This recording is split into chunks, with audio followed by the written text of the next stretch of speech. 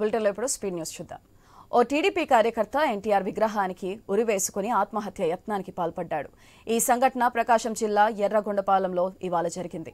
వెంటనే స్థానికులు గమనించి కాపాడడంతో టీడీపీ కార్యకర్త నాగేంద్ర బతికి బయటపడ్డాడు. కొద్దిసేపటికే నాగేంద్ర మళ్లీ లారీ కిందకు దూరి ఆత్మహత్య యత్నం చేయడంతో పరిస్థితి ఉద్రిక్తంగా మారింది. విషయం తెలుసుకుని పోలీసులు అక్కడికి చేరుకుని లారీ కింద ఉన్న యువకుడిని బయటకు లాగి రక్షించారు. అనంతరం అతడిని పోలీస్ స్టేషన్ కు తరలించారు. టీడీపీ కార్యకర్త నాగేంద్ర మాట్లాడుతూ టీడీపీ ఇన్ఛార్జ్ ఎరిక్షన్ బాబు ఉద్యోగాలు టీడీపీ కార్యకర్తలకు ఇవ్వకుండా వైసీపీ వాళ్లకు అమ్ముకుంటున్నారని ఆరోపించాడు.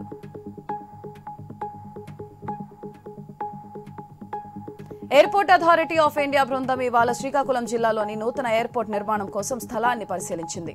మందస, వజ్రపు కొత్తూరు మండలాల్లోని బిడిమి, బేతలపురం, గంగువాడ, చీపురుపల్లి, మెట్టూరు ప్రాంతాల్లో ఈ బృందం పర్యటించింది. ఎయిర్పోర్ట్ కోసం గుర్తించిన 1383 ఎకరాల స్థలాన్ని మ్యాప్ల ద్వారా జిల్లా రెవెన్యూ అధికారులు ఎయిర్పోర్ట్ అథారిటీ ఆఫ్ ఇండియా బృందం సభ్యులకు వివరించారు.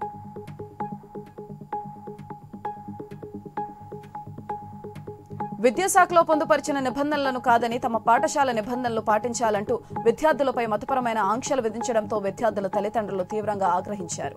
భద్రాద్రి కొత్తగూడెం జిల్లా పాల్వంచ ఓ ప్రైవేట్ పాఠశాలలో విద్యాశాఖలో పొందుపరిచిన నిబంధనలను తుంగలో తొక్కి తమ మతానికి అనుకూలంగా నిబంధనలు పాటించాలంటూ ఆ పాఠశాలలో విద్యార్థులపై తీవ్ర ఆంక్షలు విధించడంతో పాటు విద్యార్థులను చితకబాదారని వారు ఆరోపించారు.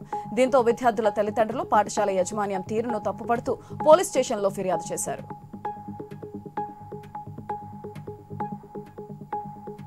అన్నమయ్య జిల్లా మదనపల్లి కోటివాణి చెరువులోకి దూకి ఓ మహిళ ఆత్మహత్యకు పాల్పడింది. అందరూ చూస్తుండగానే చెరువులోకి దూకేసింది మహిళ. ఘటనపై 2వ పట్టణ పోలీసులకు సమాచారం ఇచ్చారు. ఘటనా స్థలానికి చేరుకున్న పోలీసులు మృతదేహం కోసం గాలిస్తున్నారు. సూసైడ్ కు గల కారణాలపై ఆరా తీస్తున్నారు.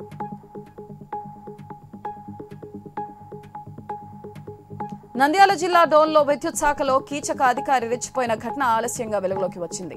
మహిళా ఉద్యోగులపై లైంగిక వేధింపులకు పాల్పడ్డాడు. అధికారి వేధింపులు తాళలేక ఓ మహిళా ఉద్యోగి ఆత్మహత్య యత్నానికి పాల్పడింది.